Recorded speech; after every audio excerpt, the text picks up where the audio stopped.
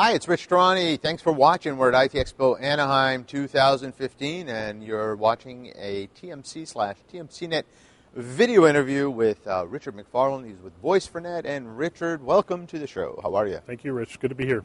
Glad to have you. Tell me a little bit about the company. What do you guys do? So Voice4net's been around for 20 years now. We are a software manufacturer, and we specialize in the contact center space for large enterprise.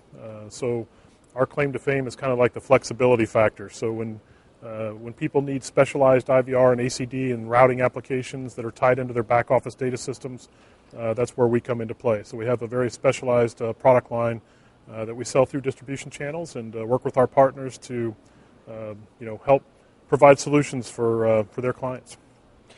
So if you had to say what sort of pain do you take away, like list some of the pain you take away for customers? Well, primarily, standard contact center today has to be omni-channel and multimedia with, voice and email and SMS text messaging and live web chat. So those are all standard media types that are expected of a contact center software solution. So those are there. But probably the biggest pain point that we take away and that we handle really well is the flexibility issue. Most of your contact center software systems are built a specific way with a specific architecture, and when they put those in place, they pretty much want the customer to form their business to that model. Now they try to have all configuration capabilities, et cetera, and that gets them pretty far down the line, but when it comes to direct interaction with the back-end data systems and the CRM systems that the customer has, the enterprise space is finding it tougher and tougher to follow a standard solution. They want something that is their unique selling proposition, and they want the software to support that. Now, is WebRTC playing any part of your business? Oh yeah, WebRTC is what makes that possible. We used to deal with Windows desktops, client-server type applications. With the WebRTC brought to the front, we have a framework that now can be deployed inside of a browser. So at the agent level, that means I can have multiple points of media, multiple points of data contact, multiple points of customer contact, all within a single screen. What we used to call in the old days the single view of the customer, the big promise of that. Instead of having 14 applications and 4 screens on your desktop trying to figure out where to go. WebRTC allows us through HTML5 and JavaScript programming to provide voice, video, and especially data on a single desktop so that the agent can communicate and training curves are reduced, instant information is increased, so it's made a better experience for everybody. Now, has that really helped in terms of the contact center's integration with various components? Are we seeing more integration nowadays than years back? Really, we are. Even some of the major enterprise software systems that have been around for quite some time on the legacy side are starting to open up and looking for a way to open up and build web infrastructure around so that they don't necessarily have to rip out the entire data structures, but they're building a web interface that allows them to communicate. And WebRTC gives you that capability to take a fairly standard user experience that people expect nowadays, because when you do an e-commerce type experience on the web, there's some beautiful web interactions there. And now that expectation is that we can do that at the enterprise level, at the software level. Instead of the old green screens like we used to do, now it's a true rich web multimedia experience, and WebRTC's allowing us to incorporate that a little easier.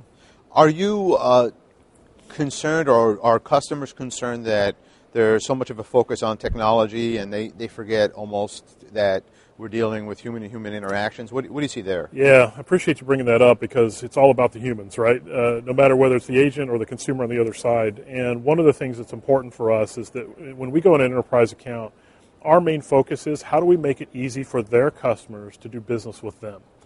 And that incorporates a lot of things. But the contact center is the front line, so that's where we begin. And but there's also the human element on the agents as well. The last thing you want to do is slam a bunch of technology in front of an agent and say, go for it. So you want to leave time for training. You want to leave time for interaction. You want the agent to warm up to that technology so that they can still provide the end goal, which is customer convenience. So yeah, that human experience between those two individuals, usually it's two individuals, right, or a group. But it's important that these guys have easy-to-use tools and they're well-trained on them, and it's important that it's extremely simple and convenient for the customer, regardless of what media they want to connect to, whether it's a mobile device or a telephone or a website. It needs to be extremely easy for both sides. Now, speaking of mobile, how are contact centers dealing with millennial customers, in your opinion, from your standpoint? We've been asked a lot nowadays to develop specific mobile apps. So there's lots of mobile development systems out there where you can put an About Us page up, and you can even do a little bit of database interaction. But specifically, they want the mobile applications to be a self-service device first and then an interaction device second. That's what we've seen most of, because literally if you can reduce the amount of time and calls that are going into a contact center, you can reduce cost and pass that on and stay competitive. So the easier that mobile application is to communicate, and it could be as simple as the actual application itself interacting with a database, like getting a balance or getting account information, shipment information, but also using it as a texting device to communicate back and forth to get instant information. As a notification device, your shipment's on its way, or hey, we're reminding you of an appointment you have, for example, in patient interaction. And even with doctors, the old pagers are still being used out there, and now they're trying to convert that over to mobile, especially the newer ones. Encrypted compliant mobile interaction has become important as well. So we see a lot of activity in the mobile space that directly impacts the contact center.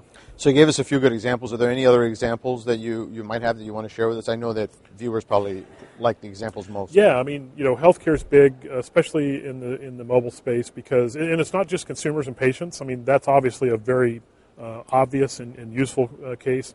But as I described in the doctor case, they're running around from clinic to clinic or running around the clinic that they're in, and very difficult to get a hold of because they're running back and forth between offices and such.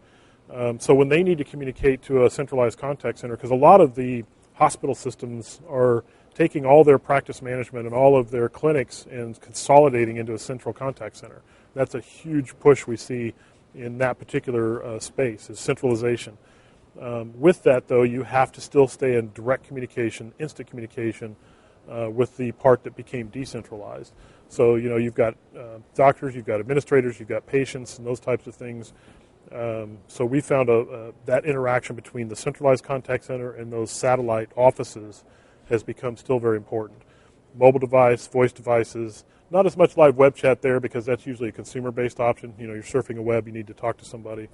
But instant information with those devices has become very important. Is there anything else we should know about the company? This year we've launched our cloud-based service of the WebRTC framework. So we're working with a lot of really great resellers on that. We've decided to go the channel base as opposed to selling direct because those relationships are already intact. We want to focus on software management and software manufacturing and giving the resellers an alternative to some of the standard off-the-shelf systems when they get into an enterprise that has very specific demands that require flexibility of the software.